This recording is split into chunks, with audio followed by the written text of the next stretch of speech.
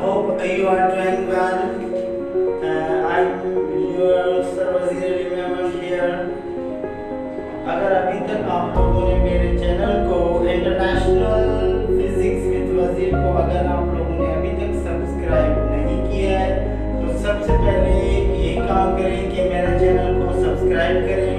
यहाँ पे मैं आप लोगों को इंटरनेशनल लेवल की फिजिक्स की लर्निंग सिखाऊंगा। हम ट्राई करेंगे कि इससे ज़्यादा बेनिफिट। तो जैसे कि हमने फर्स्ट लेक्चर और सेकंड लेक्चर में हमने जो यूनिट्स ऑफ सिस्टम डिस्कस किए थे, सिस्टम्स ऑफ यूनिट, आज हम यूनिट्स की कन्वर्जन डिस्कस करेंगे। आज का जो हमारा टॉपिक है वो है यूनिट्स कन्वर्जन। यूनिट्स कन्वर्जन किस बेसिस पे होगा? तो सबसे पहले हम जो कन्वर्जन करेंगे वो करेंगे लेंथ की कन्वर्जन। लेंथ की कन्वर्जन हम कैसे करते हैं आए देखें। मैं आपको एक जो ना न्यू मॉडर्न मेथड से सिखाऊंगा कि किस तरह से हम कर सकते हैं कन्वर्जन। सबसे पहले मैं आप लोगों को एक फार्मूला बताता हूँ। ये फार्मूला होता है कन्वर्जन का। ये हमारे पास है किलोमीटर, किलोमीटर से मीटर, मीटर से सेंटीमीटर, सेंटीमीटर से मिलीमीटर। ये हमारे पास एक कंडीशन है।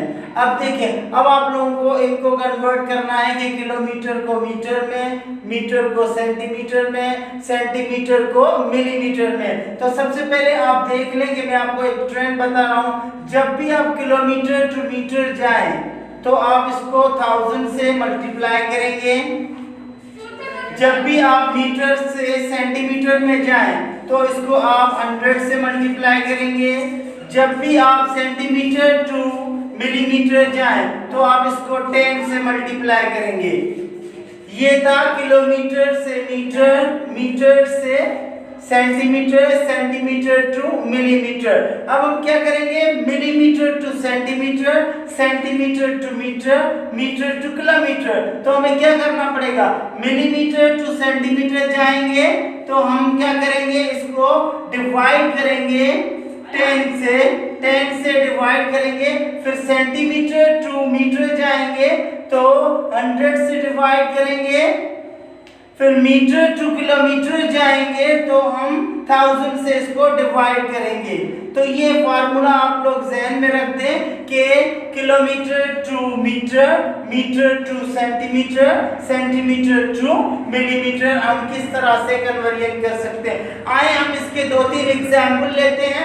2-3 एग्जाम्पल लेंगे तो हमें अब क्लियर हो जाएगा कि किस तरह से चले। अब सपोज करें कि आप हम कोई भी वैल्यू सपोज करते हैं। हम कहते हैं कि 1000 किलोमीटर कितने मीटर के बराबर होंगे? मैं आपसे जो ना क्वेश्चन दे रहा हूं कि आप सॉल्व करें। जब तक आप भी पेपर पेन निकाल लें और आप भी सॉल्व करें तो मैं भी यहाँ पे सॉल्व करूंगा। फिर आप चेक करें कि आपका आंसर सही आया है या गलत। अब देखें 1000 किलोमीटर में कितने मीटर होंगे? तो हमें देखना है कि 1000 किलोमीटर, किलोमीटर कितने? 1000 और किलोमीटर से मीटर में जाने के लिए 1000 से मल्टीप्लाई करना पड़ेगा। तो अब हम देखेंगे कि 10,000 किलोमीटर में कितने मीटर होते हैं। तो हम लिख सकते हैं इसको 10⁻6 मीटर। तो 1000 किलोमीटर में कितने मीटर होते हैं? 10⁻6 मीटर। अब हम मीटर टू किलोमीटर करके देखते हैं कि सपोज करें कि हमारे पास एक वैल्यू है। यहाँ पे आप देखें, इधर मैं आपको दिखा रहा हूं कि 50 मीटर में कितने किलोमीटर होंगे? How many metres in 50 kilo, how many kilometres in 50 metres. तो हमें पता है कि 50 metre is equal to 50 divided by 1000। तो ये 0 0 कैंसिल, तो क्या बनेगा? 5/10⁻²। ये ऊपर जाएंगे तो 5 × 10⁻⁻² किलोमीटर। तो 50 किलोमीटर में कितने, 50 मीटर में कितने किलोमीटर होंगे? 50 × 10⁻⁻² और 5 × 10⁻² किलोमीटर। तो हमने देखा कि किलोमीटर से मीटर में कन्वर्ट करने का तरीका। अब हम देखेंगे कि मीटर को सेंटीमीटर में किस तरह से कैलकुलेट कर। मैं कहता हूं कि 5 मीटर में, चले मैं इसको इरेज कर देता हूं।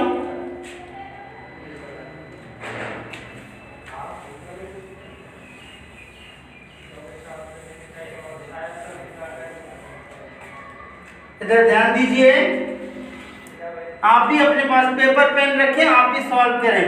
50 मीटर में कितने सेंटीमीटर होते हैं? 50 मीटर में कितने सेंटीमीटर होते हैं? हम इसको देखेंगे कि how many metres in 50 centimetre, और 50 मीटर में कितने सेंटीमीटर होंगे। तो 50 metre is equal to 50, 1 metre में कन्वर्ट करने के लिए 100 से, तो हमारे पास आ जाएगा 5 × 10⁻³ 2 1 3 एक्सपोनेंट 3 हो जाएगा। This is centimetre. तो 50 मीटर में कितने सेंटीमीटर होते हैं? 5 × 10⁻³ सेंटीमीटर। चले अब हम फर्दर करते हैं कि सेंटीमीटर को मीटर में कैसे कन्वर्ट करेंगे। तो सेंटीमीटर को मीटर में कन्वर्ट करने के लिए हमारे पास क्या कंडीशन होनी चाहिए कि सपोज 40 सेंटीमीटर में कितने मीटर होते हैं?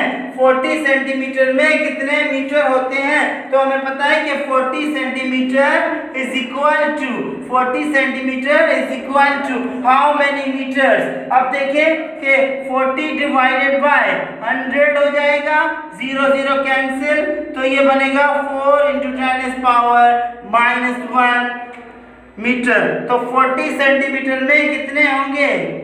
4 × 10⁻⁻1 मीटर। अब हम देखेंगे कि सेंटीमीटर को मिलीमीटर में कैसे कन्वर्ट करते हैं। सेंटीमीटर को मिलीमीटर में, सपोज मैं कहता हूं कि 80 सेंटीमीटर है हमारे पास। 80 सेंटीमीटर को आप कन्वर्ट करें किसमें? मिलीमीटर में।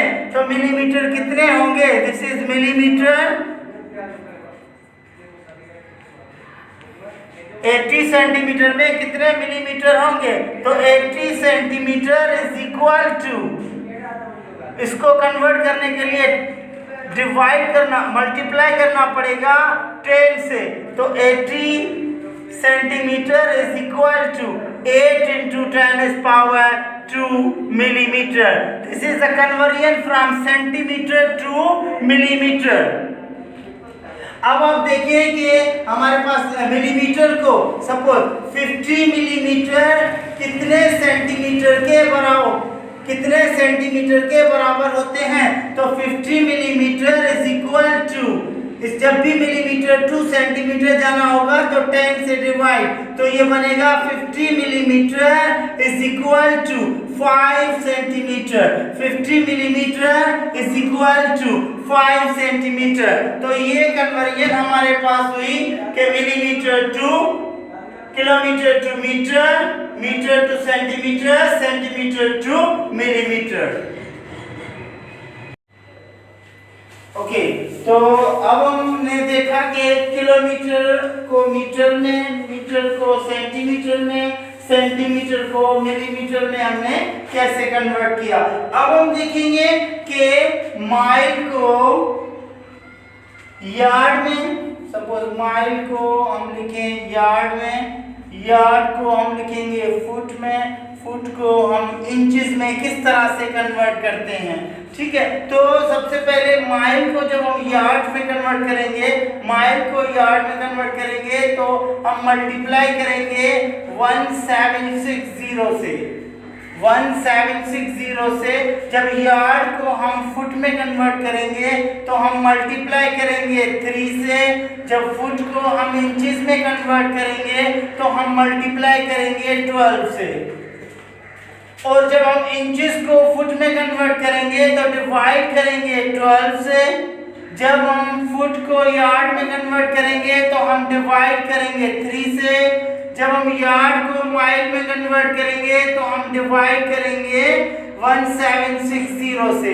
तो ये फार्मूला आप याद कर लें कि माइल को यार्ड में, यार्ड को फुट में, फुट को इंचेस में कन्वर्ट करने का, मल्टीप्लाई होगी 1760 312, फिर डिवाइड होगी नीचे, बड़े से छोटे में जाना मल्टीप्लाई, छोटे से बड़े में जाना डिवाइड। अब हम इसके भी एग्जाम्पल लेते हैं कि सपोज करते हैं कि चारों एग्जाम्पल लेते हैं। सबसे पहले हम पहला एग्जाम्पल लेते हैं कि 5 माइल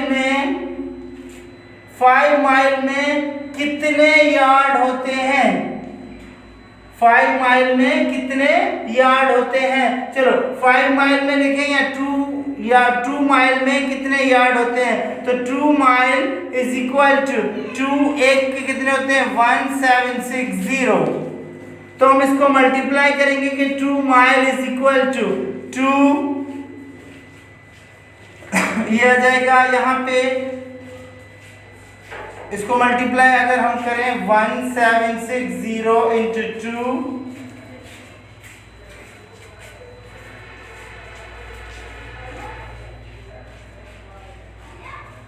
3580 यार्ड।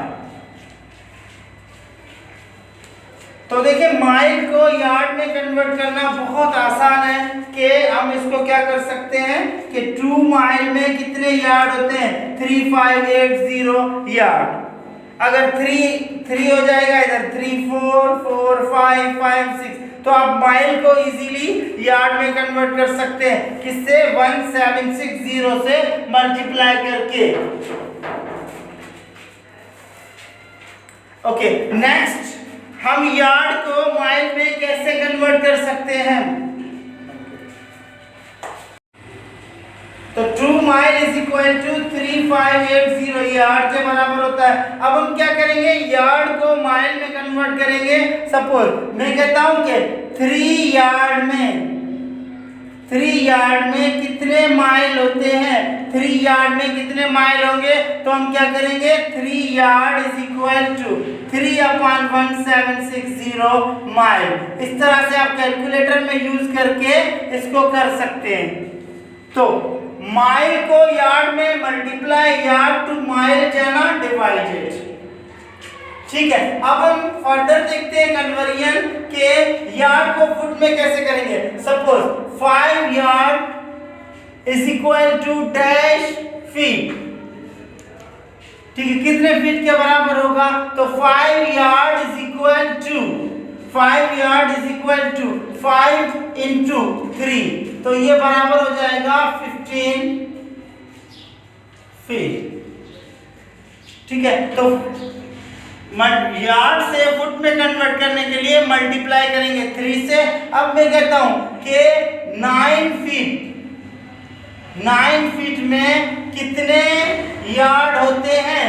9 फीट में कितने यार्ड होते हैं, तो हम क्या करेंगे 9 फीट में कितने यार्ड होते हैं, तो 9 feet is equal to 9 divided by 3, तो ये हो जाएंगे 3 यार्ड। 9 फीट में कितने, एक यार्ड में 3 फीट होते हैं, तो 9 फीट में कितने यार्ड होंगे 3 यार्ड होंगे।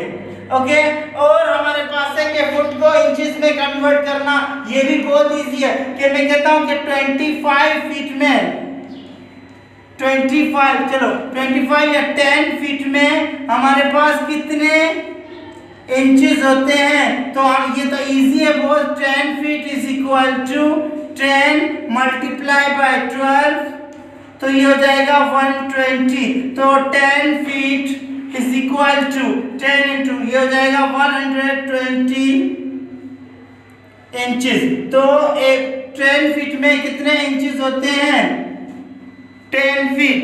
ठीक है, 10 फीट में कितने इंचेस होते हैं 120 इंचेस। अब इसको इसमें कन्वर्ट करेंगे। सपोज 5 इंचेस, 6 इंचेस में कितने फुट होंगे, तो हमें पता है कि इसको डिवाइड करेंगे कि 6 inch is equal to 6 divided by 12। Very good, तो ये हमारे पास हो जाएगा 1, ये हो जाएगा 2, तो 1/2 फीट, हाफ। तो 6 इंचेस में कितने फीट होते हैं, हाफ फीट होते हैं। तो ये हमारे पास कंडीशन आ गई कि माइल को यार्ड में, यार्ड को फीट में, फीट को इंचेस में कन्वर्ट कैसे किया जाता है। ओके बेटा, तो हमने देखा कि लेंथ की कन्वर्जन हो गई हमारे पास। अब हम करेंगे मास की कन्वर्जन। लेंथ की कन्वर्जन हमने कर ली, अब हम करेंगे मास की कन्वर्जन। मास की कन्वर्जन हम किस तरह से करेंगे, देखिए ध्यान दीजिए। अब हम मास की कन्वर्जन करेंगे। नंबर टू हमारे पास है conversion of mass. Conversion of mass, mass की कन्वर्जन करेंगे हम। मास की कन्वर्जन किस तरह से हम करेंगे, तो सबसे पहले आए देखें कि मैं इसका भी एक फार्मूला मेथड आपको सिखा देता हूं। किलोग्राम से ग्राम, ठीक है, किलोग्राम से ग्राम, ग्राम से सेंटीग्राम, सेंटीग्राम से मिलीग्राम। अब देखें किस तरह से हम करेंगे। अगर ग्राम टू किलोग्राम टू ग्राम करेंगे तो 1000 से मल्टीप्लाई करेंगे। किलोग्राम टू ग्राम करेंगे, किलोग्राम टू ग्राम करेंगे तो 1000 से मल्टीप्लाई करेंगे। ग्राम टू सेंटीग्राम करेंगे तो 100 से मल्टीप्लाई करेंगे। सेंटीग्राम टू मिलीग्राम करेंगे तो 10 से मल्टीप्लाई करेंगे। अब मिलीग्राम टू ग्राम करेंगे तो 10 से डिवाइड करेंगे। Gram to centigram to gram करेंगे तो 100 से करेंगे। Centigram to gram to kilogram करेंगे तो 1000 से डिवाइड करेंगे। अब हम इसके एग्जाम्पल लेते हैं। सपोज 5 kg में एग्जाम्पल लेते हैं हम इसके कि 5 kg में 5 kilogram is equal to how many gram. तो हमें पता है कि 5 kilogram is equal to 5 into 1000 को मैं पावर में लिख रहा हूं तो ये बनेगा 5 इंटू 10⁻³ ग्राम। तो 5 किलोग्राम में कितने ग्राम होते हैं, आप पेपर पेन निकाल लें, मैं लिखते जा रहा हूं, आप जो ना इसको सॉल्व करते जाएं। अब देखिए वीडियो को पास करके भी फिर भी आप जो ना इसके आंसर निकाल लें। अब मैं कहता हूं कि 500 ग्राम में कितने किलोग्राम होंगे। तो हमें पता है कि 500 gram is equal to 500 divided by 1000, 20 cancel तो बनेगा 5/10 तो 1 2 तो बनेगा 1/2 किलोग्राम। तो 500 ग्राम में हम इसको कहते हैं हाफ kg। तो ये कन्वर्जन हो गई kilogram to gram, gram to kilogram. अब हम देखेंगे ग्राम टू सेंटीग्राम, उसके बाद सेंटीग्राम टू ग्राम। तो ग्राम टू सेंटीग्राम कैसे हम देखेंगे। ग्राम टू सेंटीग्राम अगर देखें तो हमारे पास एक कंडीशन है कि 500 ग्राम में कितने सेंटीग्राम होंगे, कितने सेंटीग्राम होंगे। तो 500 gram is equal to 500 into 100 से मल्टीप्लाई करना पड़ेगा तो बन जाएगा 5 इंटू 10⁻², 2 4 तो ये बन जाएगा 4 सेंटीग्राम। तो 500 ग्राम में कितने सेंटीग्राम है, 5 into 10⁻4 centigram. Again centigram to milligram करेंगे, अच्छा इसको सेंटीग्राम टू ग्राम करेंगे तो 600 सेंटीग्राम में 600 सेंटीग्राम में कितने ग्राम होते हैं। तो हम क्या करेंगे 600 को 600 डिवाइडेड बाय 1000, 20 कैंसिल तो बनेगा 6/2, ये बनेगा 3, 2 का टेबल ये 5 तो 3/5 ग्राम। तो कितने बनेंगे 600 ग्राम में 3/5 ग्राम होते हैं। Again centigram to milligram, centigram to milligram हम किस तरह से कन्वर्ट करेंगे कि 50 सेंटीग्राम में कितने मिलीग्राम होते हैं। तो 50 सेंटीग्राम में इज इक्वल टू 50 सेंटीग्राम में कितने मिलीग्राम होंगे। सपोज कि हम कहते हैं कि 50 इंटू मल्टीप्लाई करना पड़ेगा 10 से, तो ये बन जाएगा 500 मिलीग्राम। 50 सेंटीग्राम में 500 मिलीग्राम होते हैं। अब मैं कहता हूं कि 1000 मिलीग्राम में कितने सेंटीग्राम होंगे? तो 1000 मिलीग्राम में हमारे पास जो सेंटीग्राम होंगे तो 1000 डिवाइडेड बाय 10, ये 0 कैंसिल, तो 1000 मिलीग्राम में जो सेंटीग्राम होंगे वो होंगे 100 सेंटीग्राम होंगे।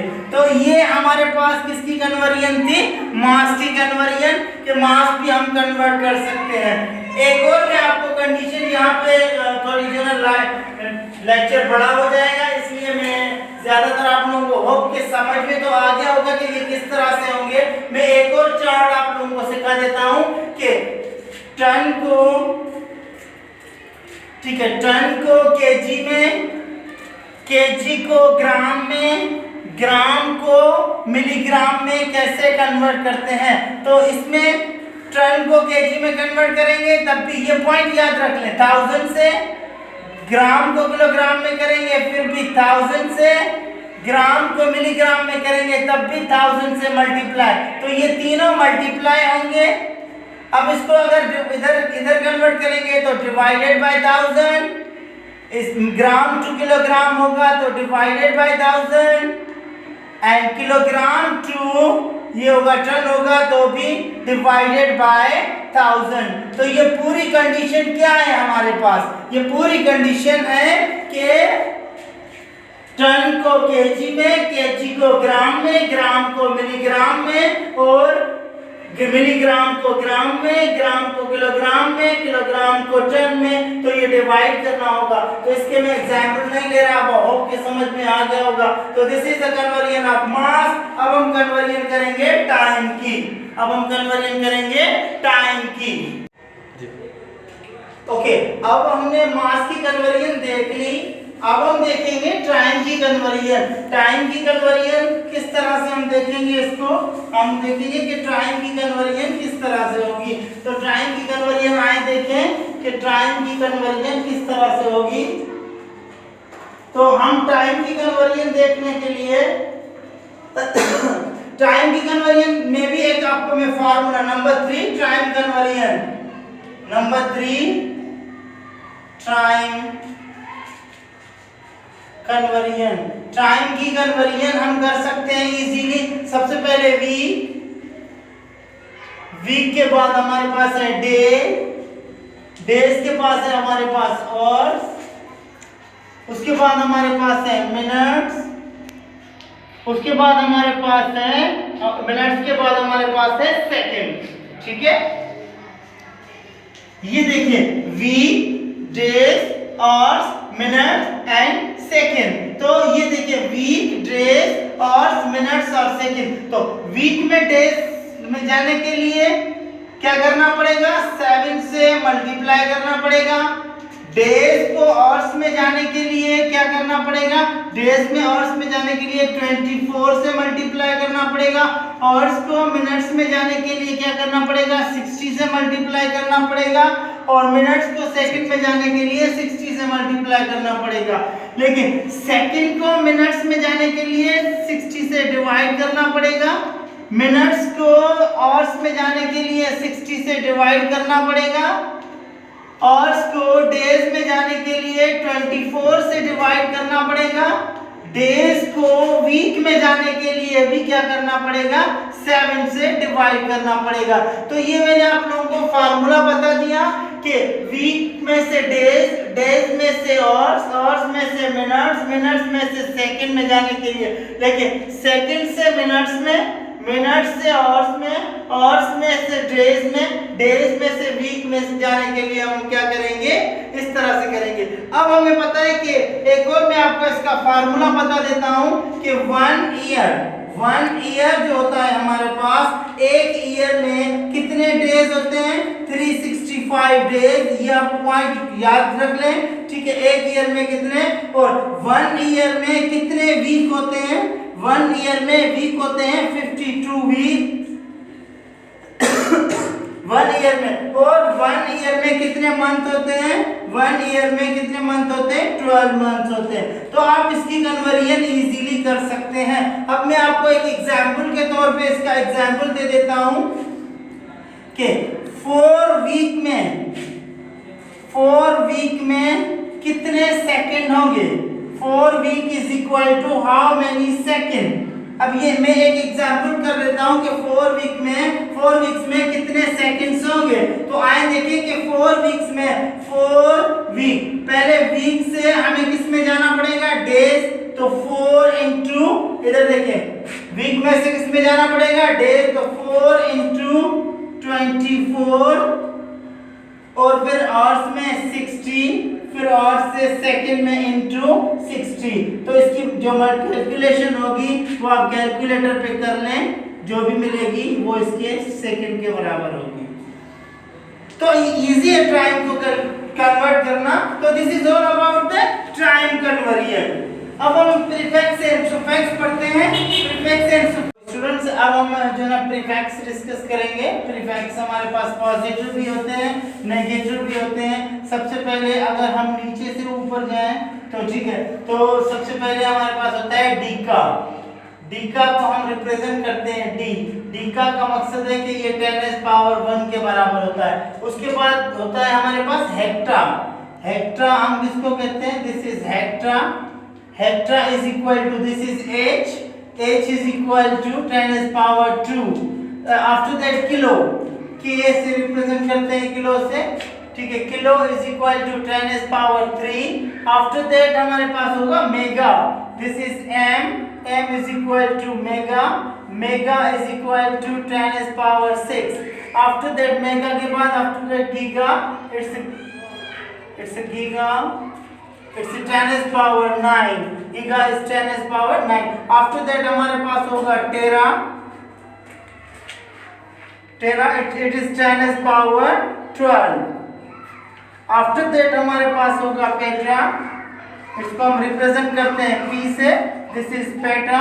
Petra is equal to 10⁻15. After that हमारे पास होगा हेक्सा, जिसको हम exa, it's not hexa, it's exa, EXA, it's 10⁻18. After that हमारे पास होगा जेटा। It's zeta is equal to 10⁻21. After that हमारे पास होगा योटा। It's 10⁻24. तो ये पॉजिटिव प्रीफिक्स है। इसी तरह से हमारे पास नेगेटिव प्रीफिक्स भी होते हैं। नेगेटिव प्रीफिक्स हमारे पास होते हैं। तो नेगेटिव में नंबर 1 होता है deci. Deci is equal to 10⁻−1. After that centi. Centi is equal to 10⁻−2. Number 1 is a deci, number 2 is a centi, number 3 is a milli. Milli, it's milli 10⁻−3। तो deci को हम डी से represent करते हैं, senti को हम सी से represent करते हैं, मिली को हम जो ना एम से रिप्रेजेंट करते हैं। After that micro. Micro is a 10⁻6। It's micron. After that micro 10⁻−6. After that nano. Nano is a 10⁻−9। इसको हम एम से रिप्रेजेंट करते हैं। After that pico. Pico is a 10⁻12. It is equal to, we represent with a P. It's a pico. It's a femto. It's a femto. Femto is equal to 10⁻15 is equal to, इसको हम F से represent करते हैं। After that हमारे पास होता है atto. Atto is a 10⁻18. It's equal to a से रिप्रेजेंट करते हैं। आफ्टर दैट हमारे पास होता है zepto. Zepto is equal to 10⁻21. इसको हम Z से रिप्रेजेंट करते हैं। आफ्टर दैट हमारे पास होता है योक्टो। योक्टो इज इक्वल टू 10⁻24, जिसको हम Y से रिप्रेजेंट करते हैं। तो स्टूडेंट्स, ये जो है हमारे पास ये नेगेटिव प्रीफिक्स है और ये पॉजिटिव प्रीफिक्स है। तो फिर से मैं positive prefix deca, hecto, kilo, mega, giga, tera, peta, hexa, zetta, yotta. Okay, after that, deci, centi, milli, micro, nano, pico, femto, atto, zetto, yocto. तो ये जो हमारे पास है, ये क्या है? प्रीफिक्स है, पॉजिटिव एंड नेगेटिव। इससे ये आज का हमारा लेक्चर कंप्लीट हुआ। होप कि आप लोगों को कन्वर्जन ऑफ यूनिट समझ में आ गया होगा। अभी तक अगर आप लोगों ने मेरा चैनल सब्सक्राइब नहीं किया है तो प्लीज आप मेरे चैनल को सब्सक्राइब करें, मेरी वीडियोस को लाइक करें। मुझे उम्मीद है कि आप मेरे पेज को सब्सक्राइब करेंगे और मेरी वीडियोस से ज़्यादा बेनिफिट लेंगे।